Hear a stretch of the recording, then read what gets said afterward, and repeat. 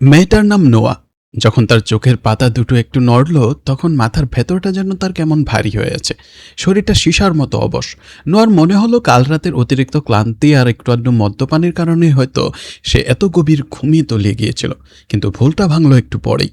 বিছানা ছেড়ে ওঠার জন্য সে যেই না হাতটা বাড়ালো, অমনি ধাতব একটা ঠান্ডা শব্দে তার কান দুটো ভোবো করে উঠল। এক বুক ভয় নিয়ে নোয়া তাকালো তার নিজের কবজির দিকে। সেখানে একটা মোটা লোহার শিকল লেপ্টে আছে। নোয়ার দম আটকে আসার জোগাড়। ভয়ে গলা চিড়ে একটা চিৎকার বের হতে যাবে, ঠিক তখনই চারদিকের খুটখুটে অন্ধকার ফুঁড়ে ভেসে এলো মৃদু ভারী পায়ের শব্দ।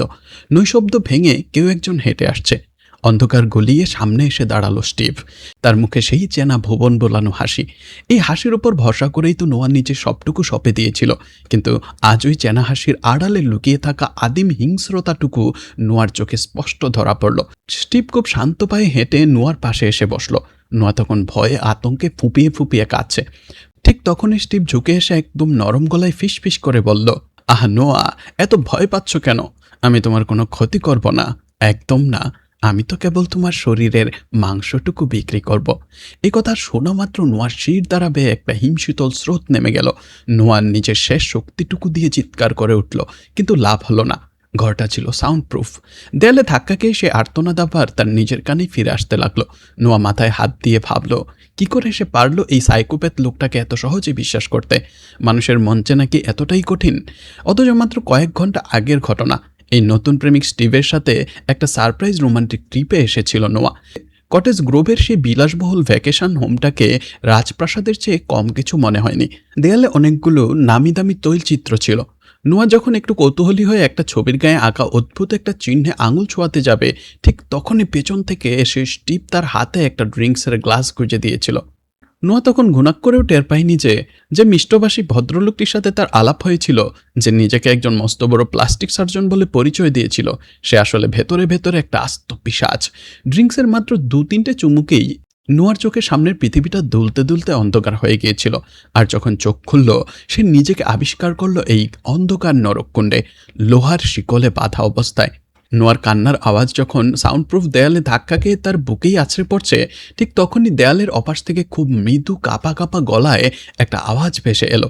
বোঝা গেল এই অভিশপ্ত খাঁচায় বন্দি একমাত্র পাখি নোয়াই নয়, ওপাশে আরও কেউ একজন মৃত্যুর প্রহর গুনছে।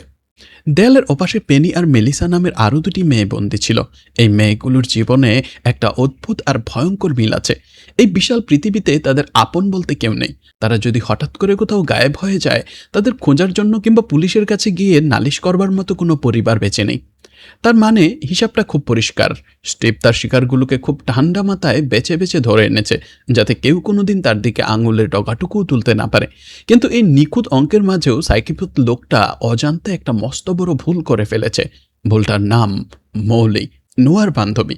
ঘটনাটা ঘটেছিল নোয়া অজ্ঞান হওয়ার ঠিক আগ মুহূর্তে, যখন নোয়ার ফোনে শেষবারের মতো একটু নেটওয়ার্কের সিগন্যাল এসেছিল।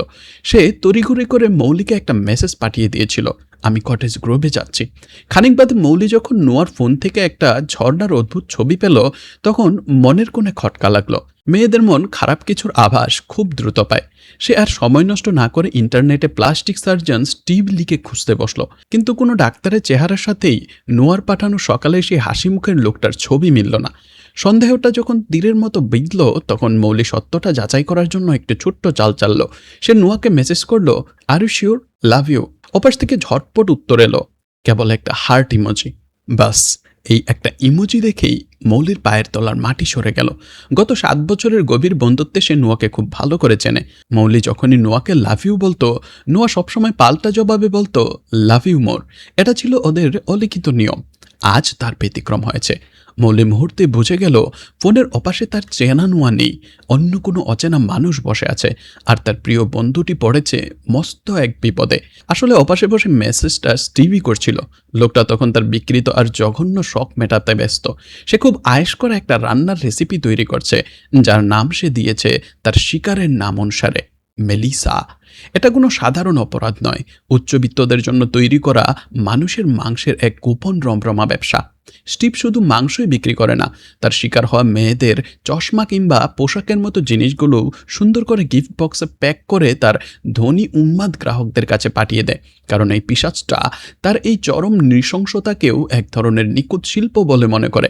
নিজের জঘন্য কাজ শেষ করে স্টিভ যখন আবার নোয়ার ঘরের দিকে খাবার নিয়ে ফিরে এলো, নোয়ার তখন জগৎ সংসারের কোনো কিছুর ওপর আর মোহ নেই। খাবার ছোঁয়ার তো প্রশ্নই আসে না। তবে একটা নিবু নিবু আশার আলো তখনও তার মনের কোণে কোথাও যেন জ্বলছিল। এই জ্যান্ত নরক থেকে বের হওয়ার জন্য সে মনে মনে ছোট্ট একটা ফন্দি আঁটল। খুব স্বাভাবিক গলায় স্টিভকে বলল সে একটু স্নান করতে চায়। স্টিভ প্রথমে একটু থমকে দাঁড়ালো। সাইকোপ্যাথদের মন সহজে কাউকে বিশ্বাস করতে চায় না। তার মনে হলো এটা হয়তো নোয়ার কোনো নতুন চাল। সে ঠোঁটের কোণে একটা হিমশীতল হাসি ঝুলিয়ে বলল, বেশ তো, স্নান করতে দেব, তবে আমার একটা শর্ত আসে, তোমাকে একটু হাসতে হবে। সে কোনো মতে নিজের বুকের ভেতরের ভয়টাকে চেপে রাখল। তারপর ঠোঁটের কোণে একটা হাসি আনলো, এক চিলতে মিথ্যে মরা হাসি। স্টিভ নিজের কথা রাখলো। সে নোয়াকে বাথরুমের দিকে নিয়ে যেতে লাগলো। যাওয়ার পথে নোয়ার চোখে পড়ল সামনে রাখা একটা মস্ত বড় কাঁচের জানালার দিকে। ওটা ভেঙে পার হতে পারলেই মুক্তি। এটাই হয়তো বেঁচে ফেরার শেষ সুযোগ। নোয়া তার শরীরে সমস্ত শক্তি এক জায়গায় জড়ো করলো, কিন্তু তার হাত দুটো তখনও শক্ত করে বাঁধা, আর পুরুষ মানুষটার গায়ের শক্তি তার চেয়ে বহুগুণ বেশি। নোয়া জানালার কাঁচ পর্যন্ত পৌঁছানোর আগেই স্টিভ খুব সহজে, প্রায় অবহেলা ভরে তাকে জাপটে ধরল। আর কিছু বোঝার আগেই নোয়াকে আবার অজ্ঞান করে দিল। মুক্তির সেই শেষ আসার আলোটুকু এক মুহূর্তের ঝড়ে ধূলিসাৎ হয়ে গেল। আর এই অবাধ্যতার জন্য স্টিভ ঠিক করল নোয়াকে এমন এক শাস্তি দিতে হবে যা সে কোনোদিন কল্পনাও করেনি। কিছুক্ষণ পর যখন নোয়ার জ্ঞান ফিরল, তখন চারপাশটা আর আগের মতো অন্ধকার নয়, কোনো আরামদায়ক বিছানাও নেই। একটা অপারেশন থিয়েটারের তীব্র চুইয়ে পড়া আলো সরাসরি এসে পড়ছে তার চোখের ওপর। সামনে দাঁড়িয়ে আছে স্টিভ, পরনে একজন সার্জনের পোশাক। সবচেয়ে ভয়ঙ্কর ব্যাপার হলো নোয়ার শরীরে অস্ত্রোপচার করার সময় স্টিভের মুখটা আনন্দে চকচক করছিল, ঠিক যেন কোনো এক খেয়ালি শিল্পী তার মনের মতো ক্যানভাস খুঁজে পেয়েছে। নোয়াকে চোখ মেলতে দেখে স্টিভ হাসি মুখে এগিয়ে এলো। খুব স্বাভাবিক গলায় একটা হাড় হিম করা খবর দিল। বলল সে নোয়ার নিতম্বের মাংস কেটে আলাদা করে ফেলেছে। এখানে একমাত্র ভালো খবর এইটুকু যে অ্যানেস্থেশিয়ার ঘোর তখনও পুরোপুরি কাটেনি, তাই নোয়া তখনও কোনো তীব্র শারীরিক যন্ত্রণা টের পাচ্ছিল না। সে এই পুরো নৃশংসতার দায়টা নোয়ার উপরই চাপিয়ে দিল। নোয়ার দিকে তাকিয়ে সে আক্ষেপে সুরে বলল, তুমি যদি পালানোর চেষ্টা করে আমার বিশ্বাসটা এভাবে না ভাঙতে নোয়া, তবে আমি তোমার সাথে এমনটা কোনোদিনও করতাম না। সব দোষ তোমার। ওদিকে বাইরের পৃথিবীতে মৌলির সন্দেহটা ততক্ষণে এক হিমশীতল ভয়ে রূপ নিয়েছে। পেটের ভেতর কেমন যেন একটা ফাঁকা ফাঁকা লাগছিল তার। প্রিয় বন্ধুকে খুঁজে বের করার তীব্র ব্যাকুলতা তাকে টেনে নিয়ে গেল তার প্রাক্তন প্রেমিক পলের কাছে। পল একটা বারে বারটেন্ডার হিসেবে কাজ করে। ঠিক গত রাতেই পল নোয়া আর সেই অচেনা লোকটাকে ড্রিঙ্ক সার্ভ করেছিল। মৌলি পলের হাত দুটো চেপে ধরে আকুল হয়ে জিজ্ঞেস করল, পল, লোকটা যখন বিল মেটালো তখন কি সে কোনো ক্রেডিট কার্ড ব্যবহার করেছিল? পল মাথা নেড়ে বলল, হ্যাঁ করেছিল। পল একটু দোনামোনা করছিল, কারণ কোনো কাস্টমারের ব্যক্তিগত তথ্য এভাবে ফাঁস করার কথা যদি বসের কানে যায় তবে তার চাকরিটাই থাকবে না। কিন্তু মৌলির ওই জলভরা চোখের দিকে তাকিয়ে পল আর না করতে পারল না। শেষমেশ নিরুপায় হয়ে পল কম্পিউটারের সিস্টেমে আঙ্গুল চালিয়ে লোকটার শেষ গোপন খবরটুকু বের করে ফেলল। এদিকে নোয়া এখন বাঁচার তাগিতে কেবল জ্যান্ত থাকার আশায় প্লেটের সেই খাবারটুকুই মুখে তুলতে বাধ্য হচ্ছিল যা স্টিভ তার জন্য রেখে গিয়েছিল। থালার ওই মাংসটা আসলে কিসের মাংস, কার মাংস, তা নোয়া জানে না। জানতে চাওয়ার সাহসও তার নেই। শুধু বেঁচে থাকার এক আদিম তাড়নায় সে বিষাক্ত গিলোটিনের মতো প্রতিটা লোকমা গলার নিচে নামিয়ে দিচ্ছে। এই ঘুটঘুটে অন্ধকার কুঠুরিতে একটা মাত্র জিনিসই তাকে এখন মনে করিয়ে দিচ্ছে যে সে একজন জ্যান্ত মানুষ। তা হলো দেয়ালের ওপাশের পেনির সাথে ফিসফিস করে বলা কিছু কথা। এই কথা বলার মাঝেই হুট করে একটা নতুন রহস্যের জট খুলল। পেনি খুব নিচু গলায় বলল, নোয়া, তুমি কিন্তু আমাদের মতো নও। এই নরকে তুমি একটু বেশি স্পেশাল। নোয়া অবাক হয়ে জিজ্ঞেস করল, কেন? পেনি বলল, কারণ স্টিভ তোমার সাথে রাত কাটিয়েছে। ও আমাদের মতো অন্য শিকারদের স্রেফ এক টুকরো মাংসের বাইরে কিছুই ভাবে না, কিন্তু তোমার ব্যাপারটা আলাদা। কথাটা শোনা মাত্র নোয়ার মাথায় যেন বিদ্যুৎ খেলে গেল। সে মুহূর্তেই বুঝে গেল এই সাইকোপ্যাথ লোকটার মনের অবচেতন কোণে যদি কোনো দুর্বলতা থেকে থাকে তবে সেটা সে নিজেই। আর এটাই হতে পারে এই কাঁচা থেকে বের হওয়ার তার শেষ মরণাস্ত্র। এদিকে বাইরের জগতে মৌলি সেই ক্রেডিট কার্ডের সূত্র ধরে লোকটার আসল নামটা উদ্ধার করে ফেলেছে, ব্র্যান্ডন স্টিভেন ক্যাম। ইন্টারনেটে নামটা লিখে সার্চ করতেই স্ক্রিনে ভেসে উঠল এক রূপবতী নারী অ্যান ক্যামের ফেসবুক প্রোফাইল। আর সেই প্রোফাইলের কাভার ফটোতে ঝলমল করছে একটা সুখী পরিবারের ছবি। সেই লোকটাই তার ফুটফুটে সন্তান আর হাসি মুখে স্ত্রীর সাথে দাঁড়িয়ে আছে। নিখাদ এক সংসারী, দায়িত্ববান আর আলো ঝলমলে বাবা। ছবিটার দিকে তাকিয়ে মৌলি স্তব্ধ হয়ে বসে রইল। মানুষের চেহারার পেছনে যে কত বড় একটা অন্ধকার মুখোশ লুকিয়ে থাকতে পারে তা ভেবে তার সমস্ত শরীর এক নিমিষে অবশ হয়ে গেল। পরদিন সকালে মৌলি নিজের জীবনের পরোয়া না করে সেই ফেসবুকের ঠিকানা ধরে লোকটার বাড়ির সামনে গিয়ে দাঁড়ালো। দরজায় নক করতেই এন এসে দরজা খুলল। ভদ্রমহিলা বেশ অমায়িক, মুখে মিষ্টি হাসি নিয়ে মৌলিকে ঘরের ভেতর ডেকে বসালো। মৌলি আর ভূমিকা না করে সোজা নিজের ফোনটা বের করলো। নোয়া আর এনের স্বামীর সাথে একসাথে তোলা ছবিটা দেখিয়ে বলল, আমার এই বন্ধুটি আপনার স্বামীর সাথে গত পরশু থেকে নিখোঁজ। আপনি কি ওনাকে চেনেন? আশ্চর্যের বিষয়, এত বড় খবর শুনেও এনের মুখের একটা পেশিও নড়ল না। সে এক অদ্ভুত শান্ত গলায় বলল, ছবিটা তো খুব একটা পরিষ্কার নয়, মুখটাও ঠিক চেনা যাচ্ছে না। মৌলি এ কথার পাল্টা কিছু কথা বলতে যাবে, ঠিক তখনই এন পেছনের দিকে তাকিয়ে হঠাৎ বলে উঠল, ওই দেখুন, আমার হাজব্যান্ড চলে এসেছেন। মৌলি ঝট করে ঘাড় ঘুরিয়ে তাকালো। দরজায় দাঁড়িয়ে স্বয়ং স্টিভ। তবে মৌলিকে দেখে তার চোখে মুখে বিন্দুমাত্র চেনা ভাব ফুটল না। সে এক অদ্ভুত ধূর্ততায় ভরা নির্লিপ্ততা নিয়ে বলল, আমার নাম স্টিভ হতে যাবে কেন? আমার নাম ব্র্যান্ডন, আর নোয়া নামের কোনো মেয়েকে আমি জীবনে কোনো দিন দেখিনি। এরপর বেশ একচুট রাগ দেখিয়ে সে মৌলিকে বাড়ি থেকে বের হয়ে যেতে বলল। কিন্তু মৌলি তো আর সাধারণ কোনো মেয়ে নয়। বন্ধুর জন্য সে আজরাইলের মুখোমুখি হতেও রাজি। দরজা দিয়ে বের হওয়ার ঠিক আগ মুহূর্তে সে চট করে পকেট থেকে নিজের ফোনটা বের করলো আর সরাসরি ডায়াল করলো নোয়ার নাম্বারে, এবং সাথে সাথে স্টিভের ফোনটা বেজে উঠল। স্টিভের পকেটে বাজতে থাকা সেই চেনা রিংটোনটা মুহূর্তের মধ্যে ঘরটা সাজানো শান্তিকে এক হারহিম করা শূন্যতায় বদলে দিল। ভয়ে মৌলির চোখ দুটো গোল হয়ে গেল। স্টিভের মুখ থেকে ভদ্রলোকের মুখোশটা তখন পুরোপুরি খসে পড়েছে। সেখানে এখন খেলা করছে এক পৈশাচিক হিংস্রতা। বিপদ টের পেয়ে মৌলি আস্তে আস্তে পেছনের দিকে পা বাড়ালো। সে ঘুরে দৌড় দিতে যাবে, ঠিক তখনই সেই এন পেছন থেকে একটা ভারী বস্তু দিয়ে সজোরে আঘাত করলো মৌলির মাথায়। এই সাইকোপ্যাথ লোকটা একা নয়, এই পুরো পরিবারটাই আসলে এই জঘন্য রক্তমাখা ব্যবসার সমান অংশীদার। মৌলির শেষ আর্তনাদটুকু ওই অভিশপ্ত চার দেয়ালের বাইরে বের হওয়ার কোনো রাস্তা পায়নি। ওদিকে সেই নির্জন ভ্যাকেশন হোমের অন্ধকার কুটুরিতে নোয়া তখন বিষণ্ণ মনে একটা পুরনো ম্যাগাজিনের পাতা উল্টাচ্ছিল। উল্টাতে উল্টাতে হঠাৎ একটা আর্টিকেলের উপর তার চোখ আটকে গেল। কাউকে আপন করে নেওয়ার 10টি উপায়। কিন্তু সবচেয়ে চমকে ওঠার মতো বিষয় হলো, সেই পাতা দুটির মাঝখানে লুকিয়ে রাখা ছিল হাতে লেখা ছোট্ট একটা চিরকুট। মলিন কাগজের উপর স্পষ্ট অক্ষরে লেখা, তুমি যদি এটা পড়ে থাকো তার মানে সে তোমাকে পছন্দ করে। দয়া করে শক্ত থাকো, লড়াই করা ছেড়ো না। চিরকুটের নিচে একটা নাম লেখা ছিল, সেমি আওয়ারি। এই সেমি আওয়ারি অন্য কেউ নয়, এই খাঁচায় বন্দী হওয়া স্টিভের পুরনো এক অভাগী শিকারের নাম। মৃত্যুর মুখোমুখি দাঁড়িয়েও অন্য একজনের জন্য রেখে যাওয়া এক টুকরো সাহস। পরদিন সেই অন্ধকার কুঠুরির ভারী দরজাটা আবার খুলে গেল। স্টিভ ভেতরে ঢুকলো, তার হাতে মস্ত বড় একটা কালো বাক্স। বাক্সটা দেখেই নোয়ার বুকের ভেতরটা ধক করে উঠল। তার মানে হলো ওটার ভেতরে বোধহয় আবার কারো কেটে রাখা রক্তাক্ত শরীরের অংশ। কিন্তু বাক্সটা খুলতেই নোয়া অবাক হয়ে দেখল, সেখানে সাজানো রয়েছে একটা চমৎকার গোলাপি রঙের ইভিনিং গাউন আর কিছু প্রসাধনী। স্টিভের চোখের দিকে তাকিয়ে নোয়ার গা শিউরে উঠল। লোকটার চোখে তখন একটা উগ্র পাগলপন ভালোবাসার ছায়া। সে নোয়ার প্রেমে পুরোপুরি অন্ধ হয়ে গেছে। নোয়ার জন্য সে আজ একটা রাজকীয় নৈশভোজের আয়োজন করেছে। খানিক বাদে নোয়া যখন সেই গাউনটা পরে সেজেগুজে ডাইনিং টেবিলে এসে বসলো, তখন দূর থেকে দেখলে যে কারো মনে হবে এরা বুঝি পৃথিবীর সবচেয়ে সুখী, সবচেয়ে নিখুঁত এক যুগল। অথচ এই সাজানো সৌন্দর্যের ঠিক পেছনেই হা করে দাঁড়িয়ে আছে সাক্ষাৎ যমদূত। দুজনে মুখোমুখি বসলো। তাদের সামনের প্লেটে যা পরিবেশন করা হয়েছে তা কোনো এক জলজন্ত মানুষের শরীরের মাংস। খাবারটার নাম দেওয়া হয়েছে মেলিসা লিভার। স্টিভ খুব আয়েশ করে ওয়াইনের গ্লাসে চুমুক দিল। তারপর নোয়াকে বলল, তুমি যখন জানো যে তুমি কার মাংস খাচ্ছ, আর সেই মানুষটা এই মুহূর্তে কোথাও একটা যন্ত্রণায় ছটফট করছে, তখন সেই মাংসের স্বাদ 1000 গুণ বেড়ে যায় নোয়া। একটা পিশাচের বিকৃতির শেষ সীমানা বোধ হয় এটাই। কিন্তু নোয়াকে তার অভিনয় ধরে রাখতেই হবে। সে নিজের মনটাকে পাথরের মতো শক্ত করলো। চোখ দুটো বন্ধ করে সে সেই বিষাক্ত খাবারটা খেতে লাগলো। খাবারের মাঝখানে স্টিভ তার জীবনের সবচেয়ে অন্ধকার রহস্যটা নোয়ার সামনে মেলে ধরলো। দেয়ালে ঝুলতে থাকা সেই তৈলচিত্রটা, যার গায়ে একটা অদ্ভুত চিহ্ন আঁকা ছিল, সেটা আসলে কোনো সাধারণ ছবি নয়, একটা গোপন সুইচ। সুইচটা টিপতেই ঘর শব্দে দেয়ালটা দুভাগ হয়ে গেল, আর তার পেছনে উন্মোচিত হলো এক ভয়াবহ মৃত্যুর জাদুঘর। সেখানে এ পর্যন্ত স্টিভের শিকার হওয়া সমস্ত মেয়েদের জামাকাপড়, চশমা, তাদের ছবি আর নামগুলো মেডেলের মতো সাজিয়ে রাখা। সেমি আওয়ারি, পেনি, মেলিসা এমন আরও ১০-১২টা অভাগী মেয়ের চেনা অচেনা মুখ সেখানে ঝুলছে। আর মেঝের এক কোণায় স্তূপ করে রাখা হয়েছে ওই মেয়েদের গাড়ির চাবি আর মোবাইল ফোন। সেই স্তূপের দিকে তাকাতেই নোয়ার চোখে একটা চেনা ফোনের কাভারের দিকে আটকে গেল।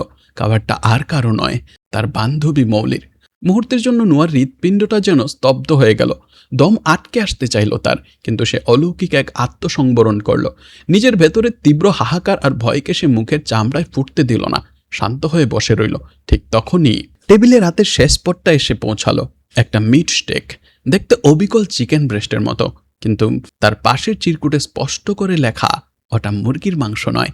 গত রাত থেকে যে মেয়েটা অপারেশন থিয়েটারে ওই ঠান্ডা টেবিলে বন্দি ছিল, এটা আর কেউ নয়, তারই প্রিয় বন্ধু মৌলির বুকের মাংস। নিজের প্রাণের চেয়ে প্রিয় বান্ধবীর মাংস থালায় সাজানো। এ দৃশ্য দেখার পর কোনো মানুষের পক্ষে কি আর স্থির থাকা সম্ভব? নোয়ার ভেতরের সবটুকু সাহস এক নিমিষে ভেঙে চুরমার হয়ে গেল। তার দু চোখ বেয়ে টপ টপ করে জল গড়িয়ে পড়তে লাগলো। এই অমানসিক নৃশংসতা সহ্য করার আর ক্ষমতা ছিল না তার।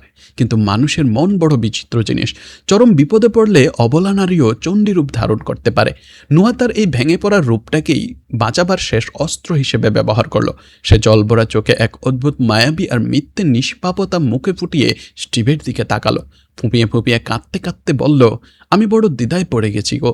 আমার কেমন যেন এই মাংসটার স্বাদ চেনা লাগছে, অভ্যাস হয়ে যাচ্ছে। কোনটা ঠিক আর কোনটা ভুল আমি কিছুতেই মাথায় মেলাতে পারছি না। স্টিভ নিজেকে এই অন্ধকার জগতের রাজা ভাবলে কি হবে? নোয়ার ওই চোখের জল আর মুখের বিভ্রান্তি দেখে সে পুরোপুরি গলে জল হয়ে গেল। লোকটা তখনই চেয়ার ছেড়ে উঠে এসে নোয়াকে সান্ত্বনা দিতে লাগলো। পরম মমতায় তার মাথায় হাত বোলালো। আসলে একটা পুরুষ মানুষ যত বড় ভয়ঙ্কর আর শয়তানি হোক না কেন, একটা চতুর নারীর চোখের জলের সামনে তার সমস্ত ধূর্ত বুদ্ধি কেমন যেন কুয়াশার মতো মিলিয়ে যায়। এই চিরন্তন সত্যটাই নোয়ার জন্য মস্ত বড় একটা মাস্টার স্ট্রোক হয়ে দাঁড়ালো। এবার শেষ চাল চালার পালা। নোয়া আর সময় নষ্ট করল না। সে সেই ম্যাগাজিনের শেষ ট্রিকটা ব্যবহার করে স্টিভকে একটা রোমান্টিক নাচের জন্য আমন্ত্রণ জানালো। ভেতরে সেই থমথমে ঘরে হালকা একটা মৃদু রোমান্টিক সুর বাজতে লাগলো। দুটো মানুষ একে অপরের খুব কাছে চলে এলো। নোয়ার নিঃশ্বাস তখন স্টিভের বুকের ধুকপুকানির সাথে মিশে যাচ্ছে। নাচতে নাচতে তারা ক্রমশ একে অপরের শরীরের ভেতর হারিয়ে যেতে থাকলো। এই মোহনীয় মায়াবী পরিবেশে স্টিভের ভেতরের সমস্ত সতর্কতা, সবকটা পাহারা একদম স্তব্ধ হয়ে গেল। সে ভুলেই গিয়েছিল যে সে এক বাঘিনীর সাথে খেলছে। ঠিক এই মুহূর্তটার জন্যই নোয়া প্রথম দিক থেকে চাতক পাখির মতো অপেক্ষা করছিল। হঠাৎ করে নোয়ার চোখের মনি দুটো বদলে গেল। সে নিজের সমস্ত শক্তি দিয়ে স্টিভের শরীরে সবচেয়ে সংবেদনশীল অঙ্গে কামড়ে ধরল। স্টিভ ব্যথায় আর আতঙ্কে কিছু বোঝে ওঠার আগেই নোয়া পাশে রাখা একটা ভারী আর সুচালু বস্তু সজোরে গেঁথে দিল স্টিভের চোখের ভেতর। মুহূর্তের মধ্যেই সেই নিশ্চিদ্র বন্ধ সাউন্ডপ্রুফ ঘরটা এক পৈশাচিক আর আর্তনাদ ভরা চিৎকারে কেঁপে উঠল। শিকারী নিজেই এখন শিকারের খাঁচায় বন্দি, ছটফটে এক পশুর মতো ছটফট করতে লাগলো।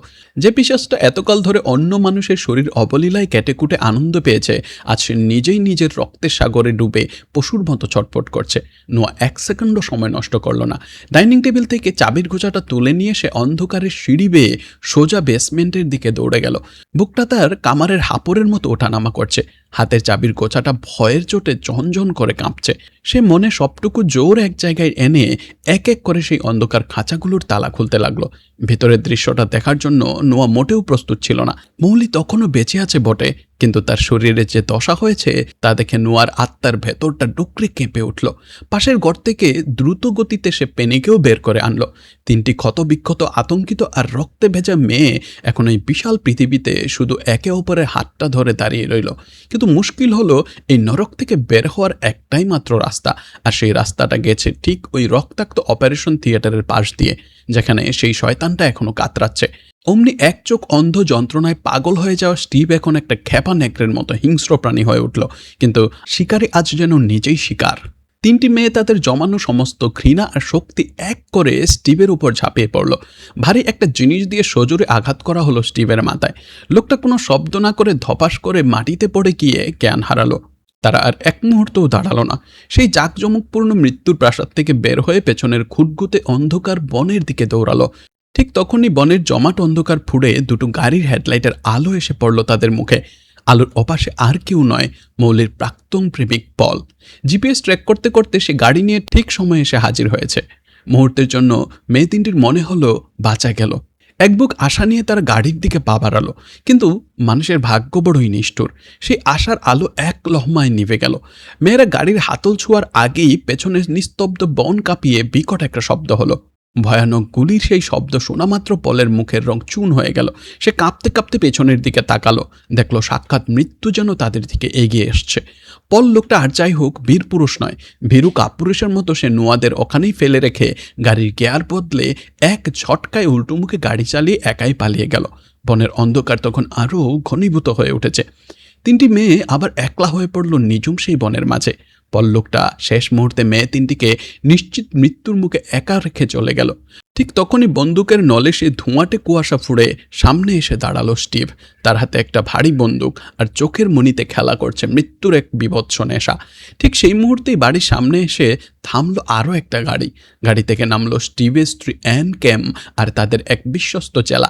ঘরের ভেতরের ওলটপালট জিনিসপত্র আর মেঝের জমাট বাঁধা রক্ত দেখেই অ্যানের বুঝতে বাকি রইল না আজ খাঁচার পাখি খাঁচা ভেঙে পালিয়েছে।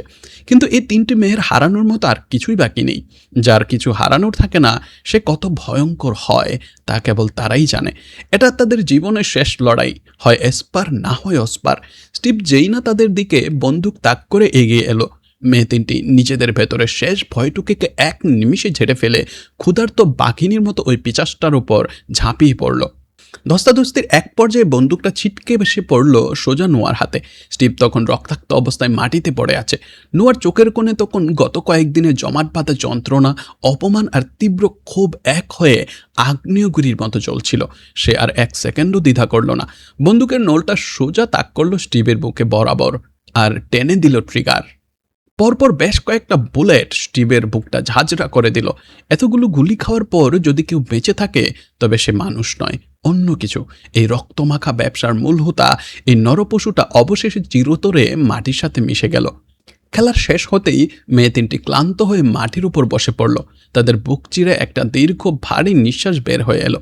কিন্তু খেলা তো এখন পুরোপুরি শেষ হয়নি। পুলিশ ডাকতে হলে তাদের মোবাইল ফোনগুলো দরকার, যেগুলো রয়ে গেছে ওই বাড়ির ভেতরে সেই অভিশপ্ত ট্রফি রুমে।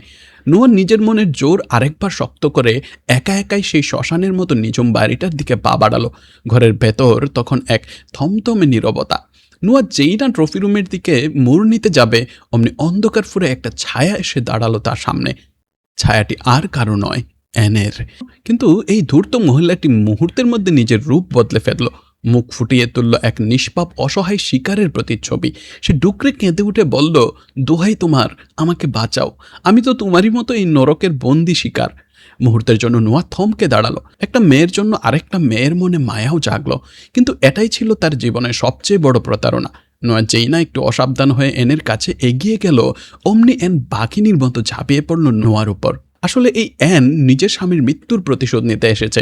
নোয়া তার নিচে চাপা পড়ে গেছে, তার দম আটকে আসছে। মনে হলো সব শেষ, এত কষ্টের পর গল্পটা বুঝি এখানেই শেষ হয়ে যাবে। কিন্তু নোয়ার কপালে আজ মৃত্যু লেখা ছিল না। হঠাৎ পেছন থেকে একটা মর্মর শব্দ হলো। এনের মাথাটা এক নিমিষে চৌচির হয়ে গেল আর সে নিথর হয়ে মাটিতে লুটিয়ে পড়ল। পিছনে দাঁড়িয়ে আছে মৌলি, তার হাতে একটা ভারী কোদাল। মৌলির চোখের দিকে তাকানো যাচ্ছিল না। নিজের শরীরের ওপর হওয়া সেই অমানসিক নির্যাতন আর অপারেশনের সমস্ত ক্ষোভ আজ তার চোখে আগুন হয়ে জ্বলছিল। সে কোদালটা শূন্যে তুলল আর এনের নিথর মুখের উপর একের পর এক আঘাত করতে লাগলো। যেন সে তার জীবনের সবটুকু ঘৃণা ওই কোদালের হাতল দিয়ে মেঝের উপর ঢেলে দিচ্ছে। মৌলের শরীরের প্রতিটা ক্ষতের, প্রতিটা যন্ত্রণার হিসাব আজ পাই পাই করে চুকে গেল। এন চিরতরে শান্ত হয়ে ওখানেই বসে রইল। রক্তে ভেজা দুই বন্ধু একে অপরের কাঁধে হাত দিয়ে একে অপরকে জড়িয়ে ধরে সেই অভিশপ্ত মৃত্যুর বাড়ি থেকে বের হয়ে এলো। ঠিক তখনই বনের মাথার উপর দিয়ে সকালের প্রথম কাঁচা রোদ এসে পড়ল তাদের ক্লান্ত মলিন মুখের উপর। পৃথিবীটা কত সুন্দর, অথচ কত ভয়ানক। তো বন্ধুরা, এটাই ছিল 2022 সালের সেই মাথা ঘুরিয়ে দেয়া সাইকো থ্রিলার মুভি ফ্রেশের গল্প। একটা এমন গল্প যার নিখুঁত ডেটিং আর আধুনিক ভালোবাসার এমন এক লোমহর্ষক রূপ আমাদের দেখালো, যার পর যে কোনো অচেনা মানুষকে বিশ্বাস করার আগে আপনি অন্তত দুবার ভাববেন।